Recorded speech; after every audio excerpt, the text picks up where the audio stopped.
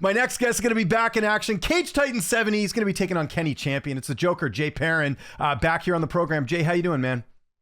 I'm hanging in, man. Day by day, just ready. We're 2 weeks out, so we're right in that fucking part of camp that's like, all right, let's do the damn thing. So that's where I'm at. For sure. And I got to give you, before we get into this, you got to show people your hat. I think this is great. Very much you.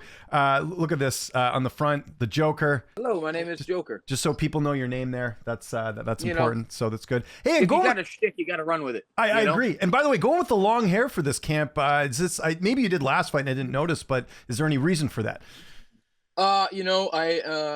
I just never really grew up my hair or really do anything with my hair in my life. And like, I'm over 30 now, so maybe it's part of a midlife crisis type deal. But it's mostly, I just like the idea of kind of growing it out and maybe doing some braids. But that was basically it. It was either dye my hair or grow it out. Yeah. And it was this one. Yeah, a little bit easier to grow out the hair. When did you find out about this fight? Obviously, big opportunity here for Cage Titans. How much notice did you get? I got like a month. Oh, nice. Okay. Nothing crazy. But I've been in the gym since January 1st. Yeah. So for my last fight, I said, I'm going to take some time off because I have family stuff to do. And kind of, we had some death in the family. Woo, sorry to hear that. It happens, So I just wanted to spend some time with my family over there. I've decided in my career I'm done cutting weight during Thanksgiving and Christmas. But as soon as January 1st hit, I was in the gym double sessions a day. So it wasn't like I was unprepared or I was just waiting for a name. Like I said, I would be back the 22nd of March. And that was what I prepared for. Didn't really matter who. So it didn't really matter. It was 4 weeks or 2 weeks. I would have been prepared. You're coming off a good win in your last fight over Jay Presley. Just overall thoughts on your performance. I know you would have liked to finish, but still a pretty solid win for you on the resume. Dude, you know what, dude? I don't know what to tell you because I hit the kid with fucking 4 head kicks. You know what I mean? And what can you do? The guy doesn't fall down. Maybe I just hit shitty. I just hit like a bitch, I guess. I don't really know. But I hit him with everything in the kitchen sink, and he didn't fall down. So my thoughts on that performance, I was proud of that because a lot of the rhetoric that goes around like me is that I shoot and that I'm a wrestling merchant and that I'm going to shoot you and hold you down and that I can't strike or that I'm afraid to. And, in this next chapter of my career, I want to make sure everybody's very aware of all of the tools that I have and just like how much of a threat I am to literally anybody that stands across from me. So I call it my fuck it era. So I'm just going to start throwing. You know what I mean? You guys want me to stop shooting? All right, you're going to get what you asked for, and then I'm going to beat you up. And then when you shoot, and then I'll take your neck either way. So that was what it was. It was just like I was trying to hear in that I'm just going to shoot all the time or that I'm going to take you down. Listen, if I have the path of least resistance and I know that I can just take you down whenever the fuck I want, then I'm gonna. Why would I do that? I know. You know what I mean? Why would I do anything else? I'm going to choke you. I'm going to hold you down. I'm going to beat you up. But I know that I can outbox genuinely anyone in the world. I've done that. I've been on the big stage. I've been around the big people. I've been in the rooms. I know how my hands are. So people are just going to figure it out now. So I'm Kenny's a tough guy. He's going to sit there and not back away or run away from me or shoot. He's going to try and fucking stand in the pocket and knock me out. And great. I love that because that is going to force me to use my hands more and show you guys that I am a complete threat. Yeah, and you talked about it there. How much will experience play into this? You've been in there with the best. You've been in the UFC. Kenny's got 7 fights total. You've got a lot more, but also the opposition you fought. This is something we always talk about. You've gone through the gauntlet, so to speak, of opponents. How much will that play into this matchup? I think a lot. I think a lot of the little stuff, and it's not like Kenny is, he's got a later start in his career, so he's still green and he doesn't have the nuances of like the experience of being a high level professional, at least I went there. So there's little things, the transitions between, positioning in the cage and what do I want and how do I manipulate him into the game plan that I'd like. I think I'm better at those things than him. I'm not saying that he's not tough, not a fucking, you need more than tough. Yeah. That's it. You need more than tough at this point to fight me. If you're fucking tough, great, dude. I'm okay with beating you up for 15 minutes. I'm straight with that, but I'm still beating you up. You know what I mean? You're going to need more than tough. And so I think the experience, my fight IQ, truthfully, to be completely honest, I think I have some of the best fight IQ in New England. I can change a game plan on the fly if I want. So I think all of that plays into it. My experience, my mentality going into it. I'm trying to be a lot more aggressive in this latter half of my career. and just, I got a chip on my shoulder. Obviously, everybody wants to, when you get kicked out of the UFC, you're like, oh, well, he's washed up. But if I keep putting together, wins and highlights at an upper weight class, then there's not going to be anything else to say. Take me through camp a bit. Have you structured things, and who are you mainly working with for this one? So Joe Lozon's the general and commander. So he's been very, very hands-on with this one. So I train Andrew Valdina and Joe Poirier and Alyssa Tortora, who is a girl everybody should definitely be watching on the on regional scene as well. Everybody from the cartel, from I have people from Watch City MMA who have just opened, who have come over.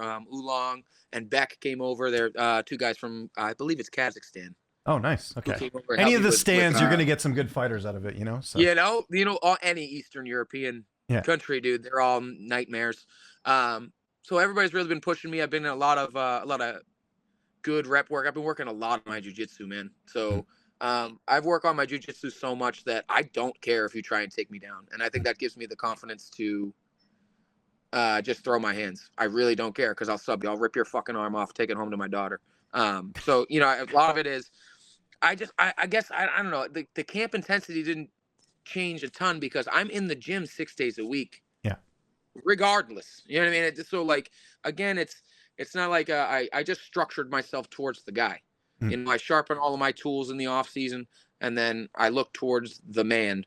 And like you said, Kenny's never fought anybody like me or had opposition close to like me. And I think that's going to be very overwhelming for him as time goes on. I really think Kenny will give me a good fight for about 2.5 minutes, and then he's going to realize the experience is much different. How much better is it cutting to 145 for you? Oh my God, it's so good. Yeah, I bet. Yeah, it's so good. You know what, dude? I started working with the people from the Fight Dietitian. The guys that work with like Volk.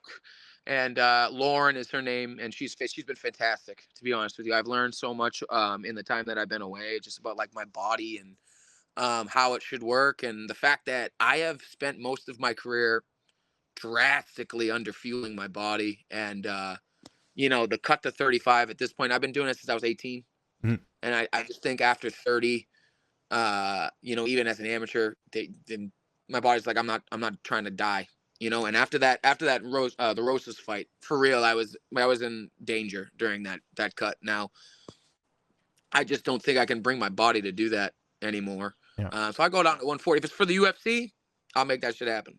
But like regional scene, there's no reason for me to be making UFC cuts or like life-changing cuts for that reason. I'd rather be a skilled fighter fighting at a weight class that I'm comfortable with and worry about fighting, not worrying about a weight cut, So. Yeah. It feels great. I can eat, and I'm fueling more than I ever have, and I'm losing weight quicker. So there's something to what they do over there. And if you're a young fighter or just somebody new, hire a dietitian, man. If you don't know what the fuck you're doing, hire somebody that can at least teach you on the fly, because it's helped me tremendously.